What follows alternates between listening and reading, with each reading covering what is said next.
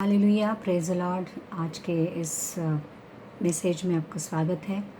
आइए वचन सुनने से पहले हम प्रार्थना करते हैं। प्रभु धन्यवाद देते हैं आज के दिन के लिए। आज का दिन तूने बनाया है ताकि हम उसमें आनंदित हो। प्रभु जी, प्रभु आज तुझसे सुनना चाहते हैं। प्रभु जी, आज तेरे वचन के द्वारा सांत्वना पाना चाहते हैं, प्यार पाना चाहते हैं प्रभु जी। और इस जो कुछ भी माहौल आज हमारे इर्द गिर्द है प्रभु, उसके बीच में आज ये चाहते हैं कि हम आज तुझसे कुछ सुने। प्रभु यीशु, तेरे वचन को तेरे पवित्र आत्मा के सामर्थ के द्वारा आज हम तक भेज प्रभु, और वो वचन हमारे जीवन में काम करने दे प्रभु। यीशु मसीह के नाम से मांगते हैं, सुन और कबूल कर। आमीन आमीन।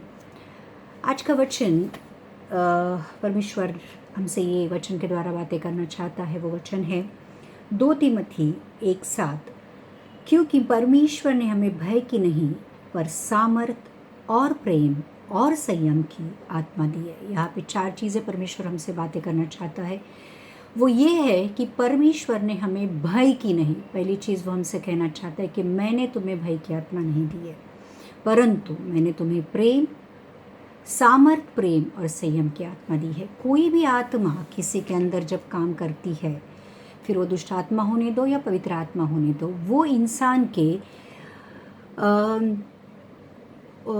विचार, भावना, बुद्धि, पैशन, लगाव, सारी चीज़ों के ऊपर काम करती है। और फिर पर वो आत्मा जब उसको चलाती है, तो वो आत्मा के चलाए चलता है जब इंसान, तो वो जैसे वो आत्मा है वैसे ही काम करता है। तो परमेश्वर आज हम इस माहौल में, जबकि सब जगह डर का माहौल है, इनसिक्योरिटी है, कोरोना ने सिर्फ हमें जैसे मानसिक तौर पर ही नहीं डैमेज किया है, परंतु कोरोना की वजह से आज पूरी दुनिया मानसिक, शारीरिक, आत्मिक और फाइनेंशियली भी परेशान है। हर जगह एक ही चीज़ सुनी जाती है या सुनाई जाती है, और वो है कोरोना, कोरोना और कोरोना। और जैसे कोरोना ने इस दुनिया को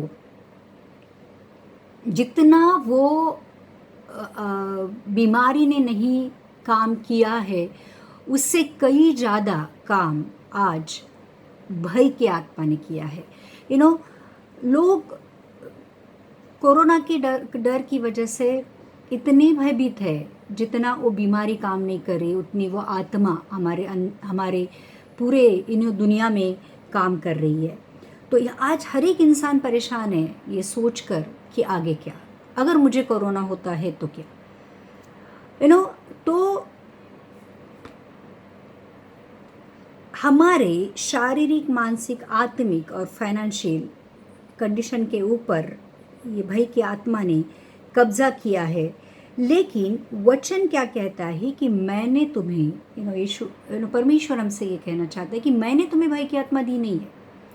अगर परमेश्वर ने हमें भय की आत्मा नहीं दी है तो फिर ये भय की आत्मा आई कहाँ से है? डेफिनेटली ये शैतान की ओर से आई है।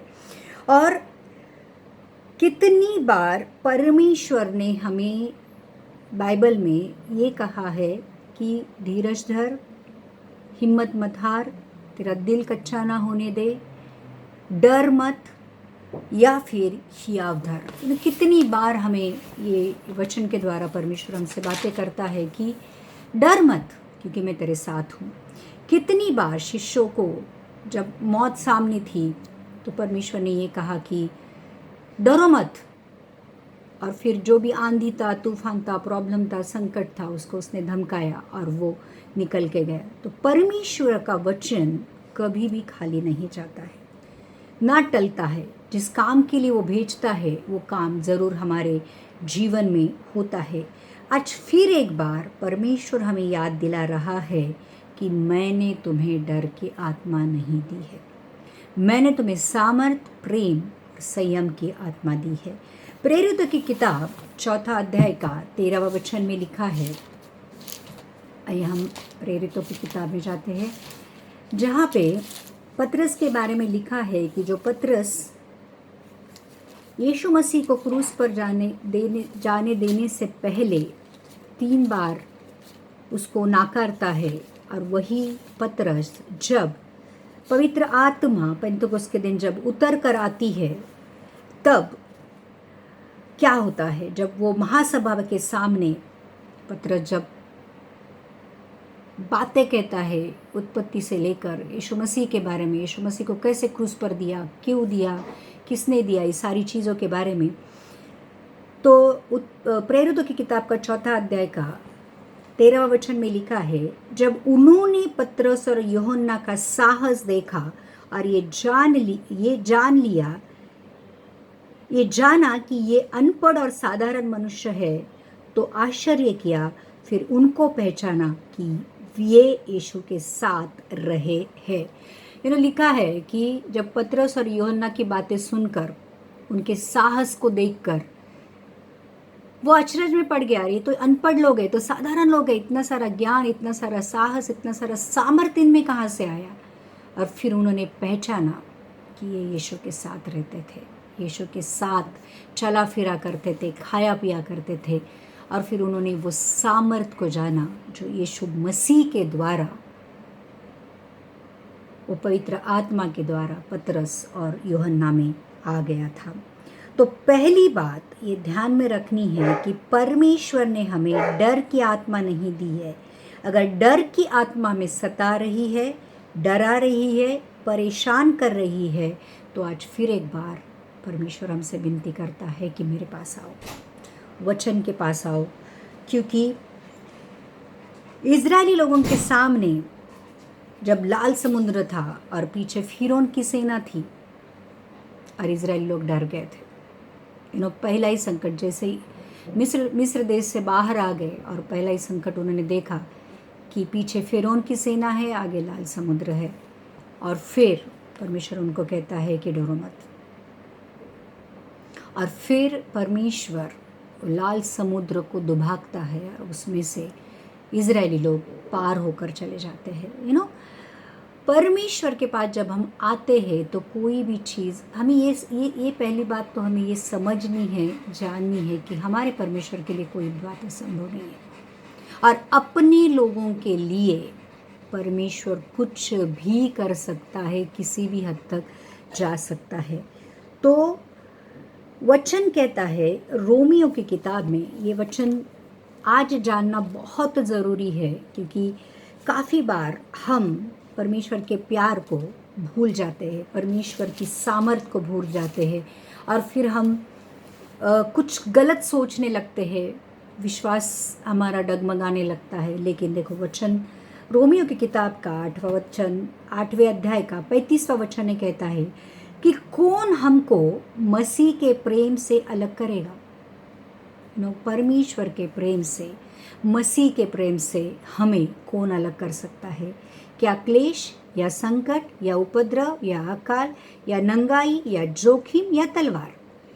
कौन सी चीज़, कौन सा संकट, कौन सा प्रॉब्लम हमें परमेश्वर के प्रेम से अलग कर सकता है? और फिर 38वें वचन में लिखा है, क्योंकि मैं निश्चय जानता हूँ कि न मृत्यु, न जीवन, न स्वर्गदूत, न प्रधानताएं, न वर्तमान, न भविष्य, न सामर्थ, न ऊंचाई, न गहराई और न कोई सृष्टि हमें परमेश्वर के प्रेम से जो हमारे प्रभु यीशु मसीह में है अलग कर सकेगी। इसका मतलब ये है कि हमें परमेश्वर के प्रेम से कोई भी अलग कर नहीं सकता है, ना कोरोना। तो ये जानना ज़रूरी है कि परमेश्वर हमसे कितना प्यार करता है। वो खुद ये बोलता है कि तुम्हें मेरे प्रेम से या मुझसे कोई भी चीज़ अलग नहीं कर सकती है। या फिर यिर्मयाह का 29वां अध्याय का 11वां वचन कहता है कि मेरी तुम्हारे लिए योजना तुम्हारे भले के लिए है, नुकसान की नहीं है, तुम्हें एक अच्छा भविष्य और आशा के लिए है। अगर ये सारी चीज़ें जब हमारा दिल कच्चा होता है, जब हम थोड़े डरने लगते हैं या विश्वास हमारा थोड़ा डगमगाने लगता है, तो आज परमेश्वर हमसे ये कहता है कि मेरे पास आओ। ये तो सिर्फ 1-2-4 वचन मैंने सुनाए हैं आपको, लेकिन बहुत सारी चीज़ें इस बाइबल में भरी हुई है जो ये कहती है कि कभी भी हिम्मत मत हारना, कभी भी डरना नहीं, क्योंकि मैंने तुम्हें डर की आत्मा नहीं दी है, ये डर की आत्मा मेरी ओर से नहीं है। तो वचन हमसे फिर एक बार आज चर्च कह रहा है कि मैंने तुम्हें डर की आत्मा नहीं दी है। आगे जाके वचन ये कहता है, अगर मैंने तुम्हें डर की आत्मा नहीं दी है तो किस चीज़ की आत्मा दी है? मैंने तुम्हें सामर्थ की आत्मा दी है। कौन सी सामर्थ आज हमारे अंदर काम करती है या हमारे लिए काम करती है? वो पवित्र आत्मा या वो सामर्थ जिसने पृथ्वी और स्वर्ग का निर्माण किया, वो पवित्र आत्मा या वो सामर्थ जिसने आदम के मट्टी के शरीर में जान डाली और वो एक मनुष्य बन गया, वही पवित्र आत्मा के द्वारा जो यीशु मसीह इस दुनिया में आया, वही पवित्र आत्मा ने उसको मृत्यु में से जिलाया और आज वही पवित्र आत्मा सारे पृथ्वी को संभाले हुए है। तो आज ये जो पवित्र आत्मा है ये परमेश्वर की सामर्थ है। जब मरियम के ऊपर पवित्र आत्मा उतर कर आई, यीशु मसीह उसके अंदर, यीशु मसीह का जन्म हुआ, यीशु मसीह को कंसीव किया गया, लिखा है वो परमेश्वर की सामर्थ है। ये जो पवित्र आत्मा है ये परमेश्वर की सामर्थ है। तो परमेश्वर के वचन के द्वारा आज परमेश्वर हमसे ये कहना चाहता है कि मैंने तुम्हें सामर्थ की आत्मा दी है, जो सामर्थ परमेश्वर की है। तो हम काफ़ी बार बाहरी चीज़ों को देखकर भूल जाते हैं कि मेरे अंदर क्या, तो मेरे अंदर क्या है। बाहरी प्रॉब्लम को देखकर हमें काफ़ी बार हमारे अंदर की सामर्थ को हम भूल जाते हैं कि हमारे अंदर क्या है।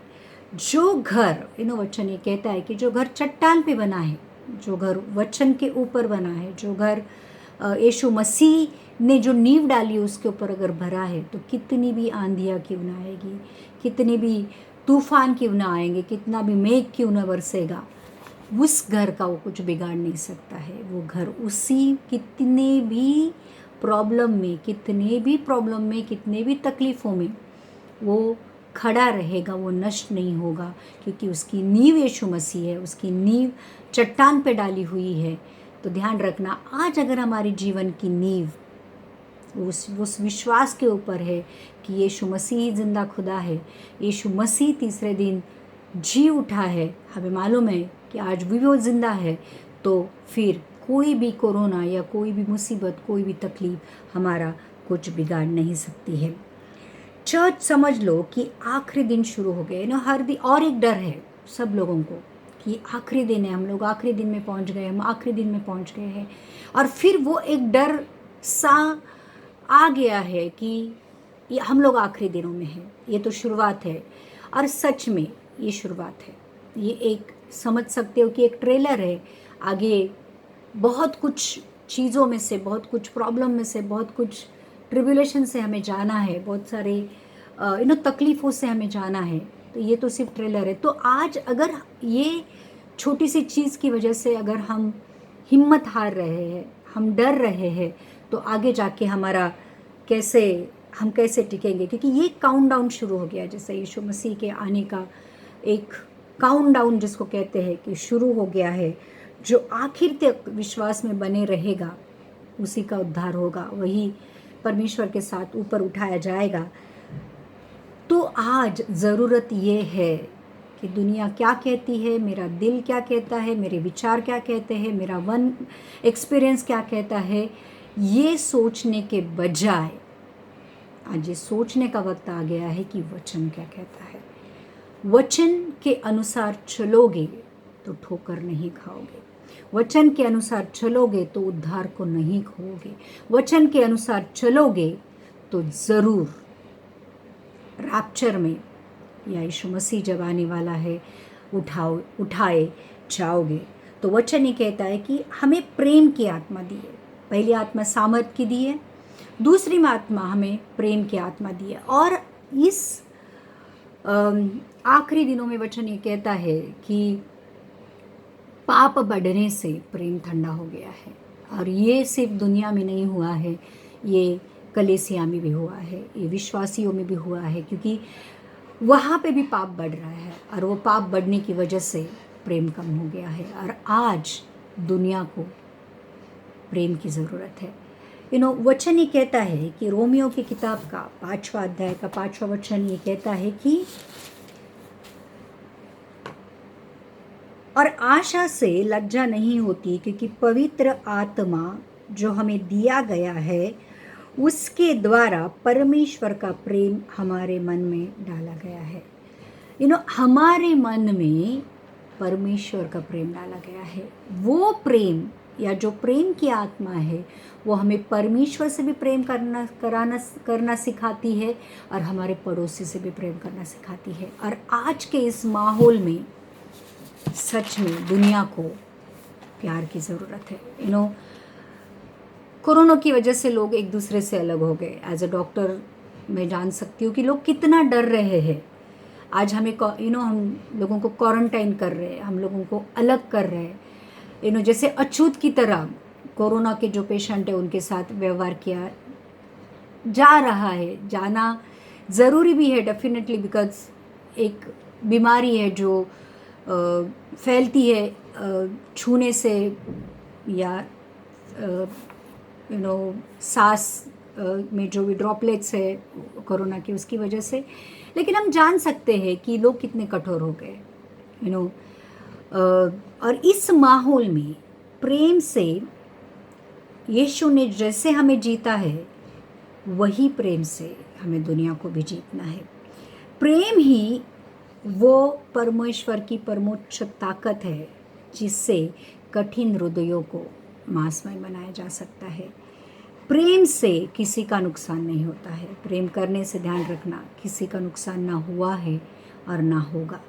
प्रेम जो अगापे है, अनकंडीशनल है, पवित्र है, निष्पाप है, उसी से यीशु ने हमारे जैसे पापियों को अपनाया है। हमें भी दुनिया के साथ वही करना है जो यीशु ने हमारे साथ किया है। देखो, हम पापी होने के बावजूद भी यीशु ने हमारे लिए मरने का साहस किया है। आज हमें भी वही प्रेम से इस दुनिया को प्रेम करना है, क्योंकि सच में मैंने देखा है, आप भी देख सकते हो कि माहौल कितना खराब हो गया है। लोग कितने स्वार्थी हो गए हैं। सेल्फ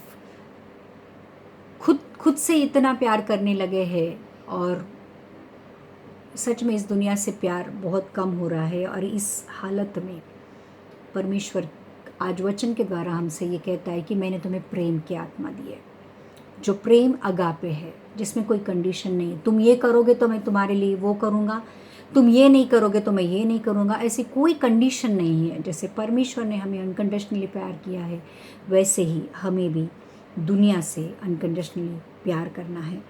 तीसरी बात कही गई है संयम की आत्मा। और सच में आज संयम की आत्मा की हमें बेहद बेहद बेहद ज़रूरत है। संयम मतलब सेल्फ कंट्रोल। जब चीज़ें आउट ऑफ कंट्रोल जाती है समझ लेना हमें सेल्फ कंट्रोल की ज़रूरत है। और परमेश्वर हमें कह के, क्योंकि परमेश्वर को मालूम है काफ़ी बार हम अब आपे में नहीं रहते हैं। जब परिस्थितियाँ बहुत ख़राब हो जाती है, हमें समझ में नहीं आता है कि मैं क्या करूँगा, और फिर हम गलत चीज़ें कर बैठते हैं। इसलिए परमेश्वर ने हमें संयम की आत्मा दी है। और वो संयम, ये जो संयम या सेल्फ कंट्रोल दी है कि डर से हम काफ़ी बार गलत डिसीजन लेते हैं, लेकिन आज हमें वो एंड्योरेंस, वो सहनशीलता, वो संयम की आत्मा की बहुत ज़रूरत है। और सिर्फ कोरोना की वजह से ही नहीं, लेकिन बहुत सारी चीज़ें आज हमारे जीवन में हो रही है जिसकी वजह से बहुत सारी एंग्जाइटी है, टेंशन है, इनसिक्योरिटी है, जिसकी वजह से लोग अपने संयम को खो बैठे हैं। बहुत सारे लोग डिप्रेशन में गए, बहुत सारे लोग सुसाइड के बारे में सोच रहे हैं, बहुत सारे लोग आत्महत्या कर रहे हैं। तो ऐसे हालत में परमेश्वर हमें ये कह रहा है कि दिन और बुरे होने वाले हैं। मत्ती 24 का अध्याय अगर हम लोग करेंगे कि वो जो लेबर पेन शुरू हो गए हैं, बच्चे को जनने से पहले माता को मालूम होता है, एक माँ को मालूम है कि वो जो लेबर पेन कितने खतरनाक होते हैं। तो यीशु मसीह आने से पहले यीशु मसीह का आना और हमारा उठाया जाना इतना सहज नहीं है। उसके लिए हमें बहुत सारे तकलीफ़ों से जाना पड़ेगा। वो जो बर्थ पेन है, वो जो डिलीवरी से पहले जो माँ को जो यातनाएं होती है उसमें से हर एक को जाना पड़ेगा। और मत्ती की किताब का 24वें अध्याय में हम पढ़ सकते हैं कि कितनी कितनी सारी चीज़ें ये आखिरी दिनों में यीशु के आने से पहले होने वाली है। उसमें अगर टिकाव, अगर उसमें हमें रहना है और उसमें भी विश्वास के साथ रहना है, तो आज हमें संयम की आत्मा की ज़रूरत है और दुख तो उठाने पड़ेंगे। रोमियो की किताब का 5वां अध्याय का 3, 4 और 5वां वचन हम पढ़ेंगे, जहाँ पे लिखा है, केवल यही नहीं वरन हम क्लेशों में भी घमंड करें। परमेश्वर का वचन हमें ये कहता है कि हमें उस स्टेज तक परमेश्वर से प्यार करना है या परमेश्वर के ऊपर विश्वास करना है कि अगर परमेश्वर की खातिर हमें क्लेश भी उठाना पड़े, दुख भी उठाना पड़े, तो उस क्लेशों में भी हम घमंड करें, ये जानकर कि क्लेश से धीरज और धीरज से खरा निकलना और खरे निकलने से आशा उत्पन्न होती है। परमेश्वर हमें जानबूझकर क्लेशों में से लेके जाता है, क्योंकि क्लेश जब आते हैं तो संयम की आत्मा के द्वारा हम धीरज धरना सीखते हैं, धीरज के साथ सहना सीखते हैं। और धीरज के साथ जब सहना सीखते हैं तो हमारे विश्वास को हम प्रूव करते हैं, खरा निकलते हैं। खरा निकलने का मतलब हमारा विश्वास जो यीशु मसीह के ऊपर है उसके ऊपर हम खरे उतरते हैं और खरे निकलने से आशा उत्पन्न होती है। और ये आशा ये है कि मैं यीशु मसीह के साथ उठाया जाऊंगा। यीशु मसीह जब आएगा तो मैं यीशु मसीह के साथ बादलों के ऊपर उसको मिलूंगा। तो क्लेशों में भी घमंड करने तक की संयम की आत्मा हमारे अंदर चाहिए। पौलुस 2 करंती 12:10 में ये कहता है, हमारे विश्वास को या हमारे धीरज को हमें वहाँ तक थामे रहना है या वहाँ तक बढ़ाना है कि जैसे पौलुस कहता है 2 करंती 12:10 में कि इस कारण मैं मसीह के लिए निर्बलता में, निंदाओं में और दरिद्रता में और उपद्रवों में और संकट में प्रसन्न हूँ, कि जब मैं निर्बल होता हूँ तभी बलवंत होता हूँ। पौलुस एक ऐसे स्टेज तक आया था कि परमेश्वर के प्यार में, विश्वास में या पवित्र आत्मा के जितने भी फल हैं वो सारे फलों में इतना बढ़ चुका था कि वो कहता है, इस कारण मैं मसीह के लिए निर्बलताओं में, निंदाओं में, दरिद्रता में, उपद्रवों में, संकट में भी प्रसन्न हूँ, खुश हूँ, क्योंकि जब मैं निर्बल होता हूँ तब मैं बलवंत होता हूँ। क्योंकि मुझे मालूम है ये सारी चीज़ों में ही परमेश्वर की आत्मा जब काम करेगी तो ये सारी चीज़ें मेरे लिए गवाही का कारण बनेगी, मुझे घमंड का कारण बनेगी। देखो, मैं निर्बल था लेकिन परमेश्वर की आत्मा के द्वारा मैं बलवान हूँ। मैं प्रॉब्लम में था लेकिन आज प्रॉब्लम के बाहर ही, क्योंकि परमेश्वर की आत्मा, अनुग्रह की आत्मा मेरे ऊपर काम करती है। तो प्रियो, आज हमारा फोकस कहाँ है, हमारा लक्ष्य क्या है? परमेश्वर के लिए सहना या फिर अपने बारे में सोचकर धीरज खो देना, टेंशन में रहना, एंजाइटी में रहना, डिप्रेशन में रहना? देखो, वो कहता है, पौलुस से कहता है कि जीना मेरे लिए मसीह है और मरना मेरे लिए लाभ है। अगर मैं जीवित हूँ तो इस कारण जीवित हूँ क्योंकि मसीह मेरे अंदर जीवित है। हमें भी आज उस स्टेज तक आना है कि अगर मैं जिंदा भी हूँ तो मसीह के लिए हूँ और मसीह की वजह से हूँ, और मरूंगा तो भी मेरे लिए लाभ है, क्योंकि मुझे मालूम है जब यीशु मसीह आएगा तो पुनरुत्थान में मैं पहले उठाया जाऊंगा, वैभवी देह के साथ मैं यीशु मसीह को मिलूंगा। तो आज हमारा फोकस कहाँ है? अगर आज हमारा फोकस यीशु मसीह के ऊपर है तो ध्यान रखना, ना मुझे मसीह के प्रेम से कोई अलग करेगा और ना ही शैतान की कोई भी आत्मा या कोई भी चाल या कोई भी जाल मेरे खिलाफ काम करेगा। क्योंकि वचन भी कहता है, no weapon form against me ever prevail. कोई भी ऐसे शस्त्र बने ही नहीं है जो मेरे खिलाफ चले, क्योंकि मेरे अंदर परमेश्वर की सामर्थ, परमेश्वर की आत्मा काम करती है। और जो संकट पूरी दुनिया के ऊपर आया है, हम क्या कबूल कर सकते हैं ऐसी परिस्थितियों में? देखो, दो चीज़ें हैं, जैसे अय्यूब कहता है, अय्यूब की किताब का 3रा अध्याय, जब हम 3रे अध्याय में लिखा है,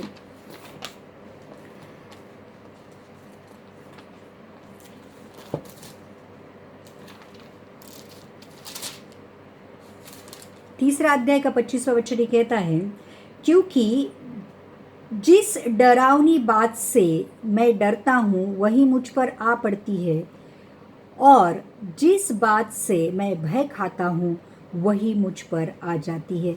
जिससे डरता हूँ वही मुझ पर आ पड़ती है, और जिसका भय खाता हूँ वही मेरे ऊपर आती है। ध्यान रखना, आज जिस किसी चीज़ से आप डरोगे, क्योंकि जब भी आप डरते हो तो आप कबूल करते हो, और जो कबूल करते हो वही होता है। तो चर्च, आज उस डर की आत्मा को हमारे अंदर काम करने नहीं देना है, उसको निकालना है। और कैसे निकाल सकते हैं? देखो, यशायाह की किताब का अगर 55वां अध्याय का 10 और 11 वचन पढ़ेंगे तो वहाँ पे लिखा है,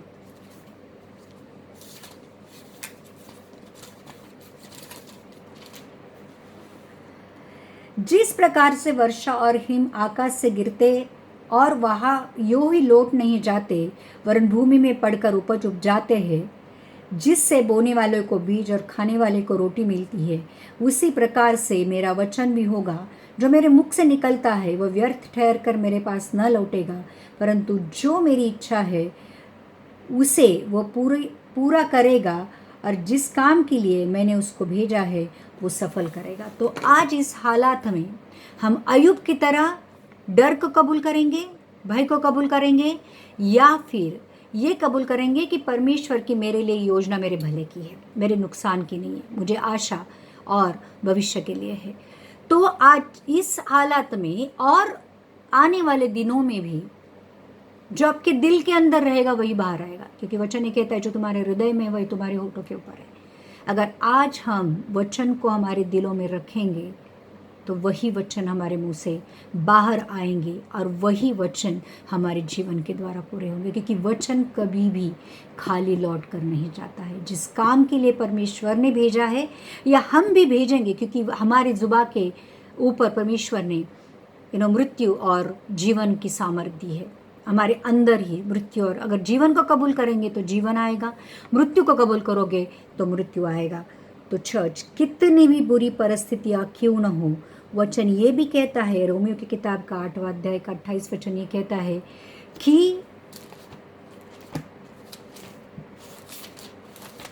हम रोमियो की किताब का ये वचन बहुत बहुत पावरफुल है और मुझे बहुत अच्छा लगता है कि हम जानते हैं कि जो लोग परमेश्वर से प्रेम रखते हैं उनके लिए सब बातें मिलकर भलाई ही को उत्पन्न करती है, अर्थात उन्हीं के लिए जो उसकी इच्छा के अनुसार बुलाए हुए हैं। अगर हम परमेश्वर से प्यार करते हैं, और अगर आपके बुलाए जाने के ऊपर, आपके चुने जाने के ऊपर अगर आपको विश्वास है कि परमेश्वर ने मुझे चुना है उत्पत्ति से पहले मुझ यीशु मसीह में, और अगर हम परमेश्वर से प्यार करते हैं तो हर एक चीज़ आपके लिए भलाई को ही उत्पन्न करेगी। शैतान अगर बुरी चीज़ों को भेजता भी है तो परमेश्वर की सामर्थ जो हमारे अंदर काम करती है, परमेश्वर की पवित्र आत्मा जो हमारे लिए काम करती है, वो सारी चीज़ों को भलाई में उत्पन्न करने की वो सामर्थ रखती है, वो ताकत रखती है। ये जानना बहुत ज़रूरी है। तो कुछ भी क्यों न हो हमारी दुनिया में या हमारे जीवन में, ये ध्यान रखना है कि परमेश्वर जानता है कि मेरे साथ क्या हो रहा है, क्योंकि वो मेरे विचारों को जानता है, मेरा उठना बैठना जानता है, मेरा चलना जानता है, मेरा भविष्य जानता है, मेरा भूतकाल जानता है, मेरा वर्तमान जानता है। वो मेरे बारे में सब कुछ सूधी रखता है, सब कुछ जानता है।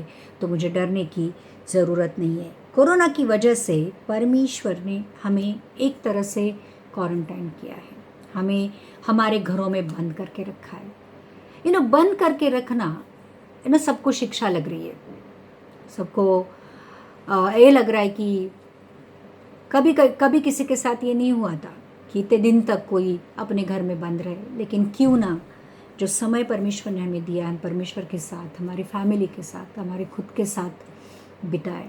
मैंने बहुत दिन के बाद, बहुत सालों के बाद इतना सारा दिन घर पे निकाला है, तो मैंने बहुत सारी चीज़ों को ऑब्जर्व किया कि बहुत सारी पक्षियों की आवाज़ सुनी है जो ज़िंदगी में कभी नहीं सुनी थी। मेरे खिड़की में एक कौवे ने घर बनाया है, कितना ब्यूटीफुली, कितना सुंदरता से उसने उधर घर बनाया। वो घर मैंने हर दिन बनते हुए देखा है, और देखा है कि इन पक्षियों में भी परमेश्वर ने कितनी बड़ी बुद्धि डाली है, कितनी बड़ी सामर्थ्य डाली है। एक एक लकड़ी को लाकर उसने वो घर बनाया है, फिर अंडा दिया है। आज वो अंडे को उबाल रही है। बच्चों की बहुत सारी चीज़ें मैंने महसूस की है कि कितना अच्छा खाना बनाते हैं, कितना अच्छा काम करते हैं। काफ़ी बार परमेश्वर भरे दुनिया के लिए वो बुराई होती है, दुनिया के लिए वो टेंशन वाली बात होती है, लेकिन परमेश्वर के लोगों के लिए उसमें से भी परमेश्वर कुछ भलाई उत्पन्न करता है। तो परमेश्वर का वचन ये कहता है कि रिजॉइस इन लॉर्ड ऑलवेज। हमेशा परमेश्वर में आनंद मनाओ, हमेशा परमेश्वर में आनंद मनाओ, ये आज्ञा है। किसी भी हालत में डरो मत, अपने विश्वास को मत खो, अपने धीरज को मत खोना, अपने हियाव को मत खोना। दुनिया के सामने हमें एक एग्जाम्पल रखना, एक उदाहरण रखना है कि जब जैसे पतरस और यूहन्ना को देखकर या यीशु मसीह को देखकर लोग कहते थे कि ये परमेश्वर का पुत्र है। यूहन्ना और पतरस को देखकर कहते यार ये यीशु मसीह के साथ रहते थे। क्यों ना आज हमारे जीवन से वही गवाही निकले जो उन लोगों के जीवन से निकली थी कि ये सारे बुरे माहौल में भी इनका परमेश्वर इनके साथ है। देखो, ये लोग डर नहीं रहे हैं, ये लोग आज भी लोगों की मदद कर रहे, प्यार कर रहे, संयम के साथ जी रहे। तो आज परमेश्वर ने हमारे लिए स्पेशली ये वचन भेजा है चर्च कि मैंने तुम्हें डर की नहीं, सामर्थ, प्रेम और संयम की आत्मा दी है। आइए प्रार्थना करते हैं। प्रभु, धन्यवाद करते हैं आज के वचन के लिए।